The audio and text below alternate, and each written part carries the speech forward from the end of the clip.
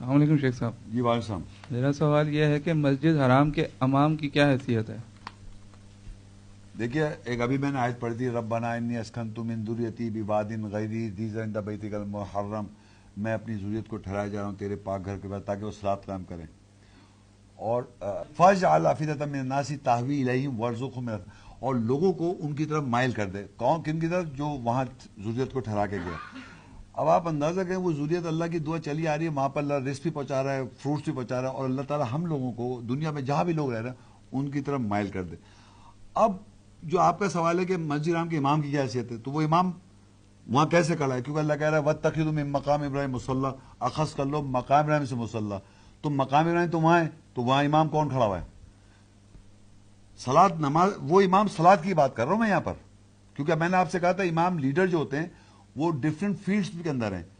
ایک فوجی جنرل بھی امام ہے، ایک پولیٹیشین بھی امام ہے، لیڈر. ایک کسی بھی فیلڈ کا امام ہو، سائنٹسٹ ہو، وہ اس کا امام ہے. سوٹو سے میں نے کہا اب صلاح کے اندر امام کی بات کی آپ نے، مسجد حرام کے امام صلاح سے ریلیٹڈ ہے. تو مسجد حرام میں جو فارمیٹ صلاح کا ہے وہاں وہ امام اس کا امام ہے، تو وہاں سے وہ امام ہو گیا صلاح کا امام. تو اس صلاح کی اور اس کی جو صلاح قائم کرے ہوا ہے اس کی طرف اللہ کہہ رہا ہے اس طرف ہمیں مائل کر دے، ان لوگوں سے، ان لوگوں کی طرف جو وہاں ٹھہرا کے گئے.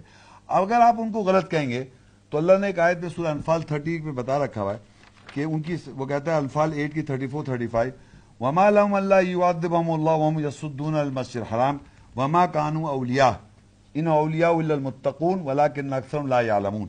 اور کیا ان کے لیے نہیں ہے کہ سوائے کہ اللہ ان کو عذاب دے وہ مسجد حرام کے بارے میں روکتے، مخالفت کرتے ہیں، اور اس کے وہ سرپرست اولیاء نہیں ہیں. اگر اس کے اولیاء سرپرست ہیں تو سوائے تقوی حفاظت کرنے والے ہیں، اور لیکن اکثریت نہیں جانتی. تو یہاں پر اور دنیا میں بہت سارے لوگ ایسے ہیں جو ان کو امام کو غلط سمجھ رہے ہیں. صلاح کے حوالے سے بات کر رہا ہوں، صلاح کے، نماز کے حوالے سے. تو ان کو کہنا ہے کہ وہ غلط نماز پڑھا رہے ہیں، ان کا طریقہ صحیح نہیں ہے، یہ نہیں ہے، فلاں، بہت ساری باتیں. تو آگے کہتا ہے وما کانا صلاۃ عند البیت، ان کی صلاۃ نزدیک گھر کے الا مقام و تصدیہ، سوائے سیٹی بجانا، تالی بجانا ہے. فذوقوا العذاب بما کنتم تکفرون، پس کو عذاب جو تم کفر کرتے ہو.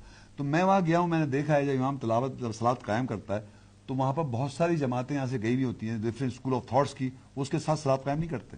جب وہ چلا جاتا ہے تو اب پھر وہ ایک آدمی آئیں گے اپنے امام کے ساتھ اور صلاۃ قائم کریں گے، پھر دوسرا آئے گا اپنے گروپ کے ساتھ. تو اللہ کہہ رہے ہیں یہ جو صلاۃ ابھی قائم ہوئی تھی جس میں اللہ کی آیتیں تلاوت کی گئی تھی، اس امام کی تو بات نہیں، اس سے اپنی تو سرمن نہیں کیا تھا نا، اس امام نے کھڑو کے آیتیں تلاوت کی. اس آیتوں کو اب تم بھی وہی آیت پڑھ دو سپوز آن کے، تو تمہارا اگر ایمان تھا تو اس کے آگے جھک جاتے. حضرت مریم سے اللہ کہا ہے جھکنے والوں کے ساتھ جھک جاؤ. حضرت مریم تمام جھانے کی عورتوں کو فضیلت دی، جو بھی جھک رہے ہیں. اب یہ ایمان تھوڑی سب کا پوچھے کہ میرے جھکنے والا کیسا ہوں، وہ جھکنے والا کیسا. امام جب کھڑو کے صلاۃ میں آیات تلاوت کر رہا ہے آپ اس کے پیچھے جھک جائیں؟